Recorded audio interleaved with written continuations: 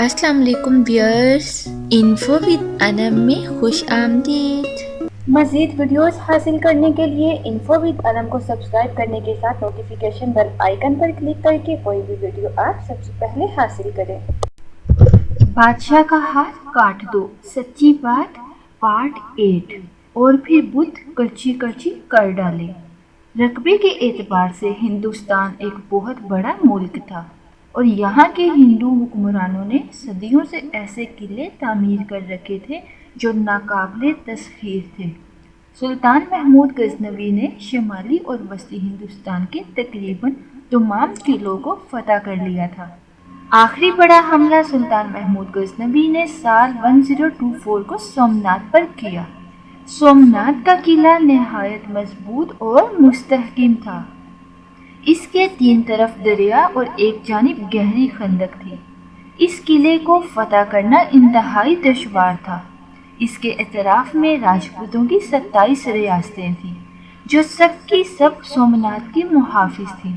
सुल्तान महमूद गजनवी की फौजें मुल्तान के रास्ते सोमनाथ पर हमला आवर हुईं। वो अपने लश्कर में 3000 मुजाहिदीन और 20,000 बारादरी ऊँटों का इजाफा करके गजनी से निकला और 15 रमज़ान को मुल्तान पहुंच गया।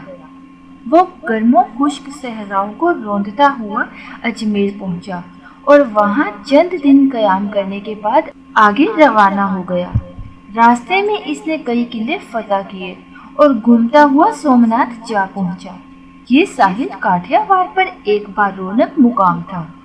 शहर के वस्त में एक अजीमुशान मंदिर था जिसकी चोटियां आसमान से बातें कर रही थीं और दरिया का पानी इसकी दीवारों से टकरा रहा था।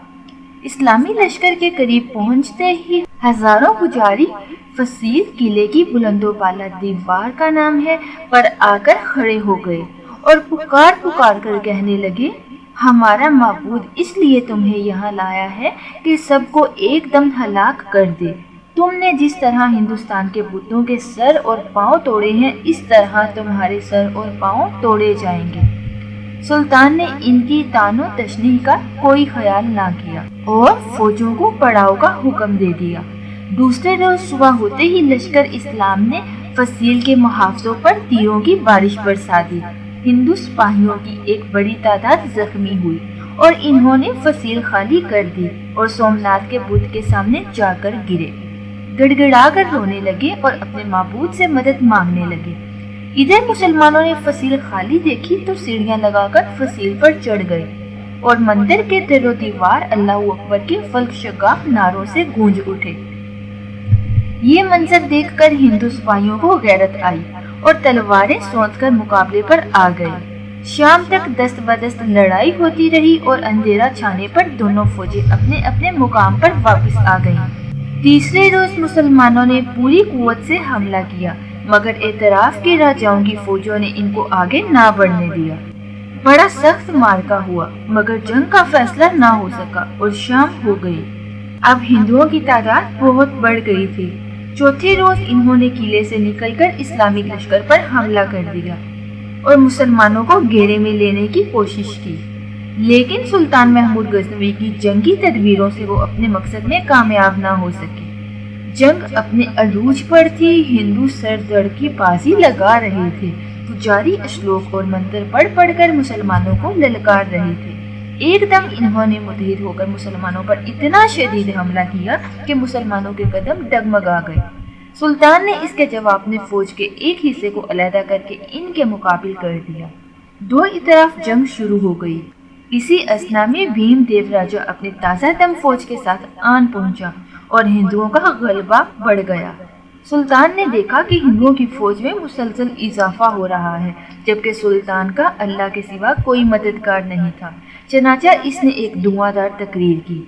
इस तकरीर ने लश्कर की रगों में जज्बा जहाद दौड़ा दिया और चंद ही लम्हात में इस्लामी लश्कर के मुजाहिदीन शेरों की तरह झपटे और पलक झपकते ही इन्होंने हिंदुओं की लाशों के अंबार लगा दिए। भीमदेव राजा के लश्कर के 5-6 हजार सिपाही एक ही हमले में जमीन पर गिरकर तड़पने लगे और इस्लाम के शेरों ने दूसरी मर्तबा फिर हमला किया और दुश्मन को ठहरना दुश्वार हो गया। भीमदेव राजा सिपाहियों को भागते देखकर खुद भी भाग गया। हिंदू लश्कर जो किले को बचाने के लिए लड़ रहा था, राजाओं का ये हाल देखकर घबरा गया और दरिया की तरफ दरवाजों से निकलकर भागने लगे। मुसलमानों ने भागते हुए हिंदुओं का ताक़ुब किया और इसकी कसीर तादाद को दरिया ने डिबो कर जहन्नुम हासिल किया।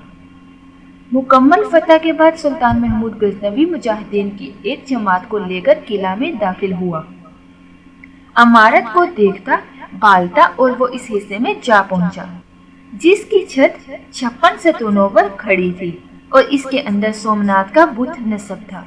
सुल्तान ने पत्थर के 5 गज लंबे हिंदुओं के इस झूठे खुदा को तोड़ना चाहा तो पुजारियों ने हाथ बांधकर इल्तिजा की कि वो इसको ना तोड़े और इसके बदले में हमसे जितनी चाहे दौलत और हीरे जवाहरात ले ले। लेकिन सुल्तान की गैरत ईमानी ने ये गवारा ना किया, ये पेशकश कबूल ना की और ये कहकर कि मैं महमूद बुत फरोश नहीं, बुत शिकन कहलाना पसंद करता हूँ, जोर की ज़रब लगाई और पत्थर से बने सोमनाथ के बुत और हिंदुओं के झूठे खुदा को पाश पाश कर दिया। बादशाह का हाथ काट दो, सच्ची बात जानने के लिए देखते रहिए part number 9। Please subscribe my channel, like and share.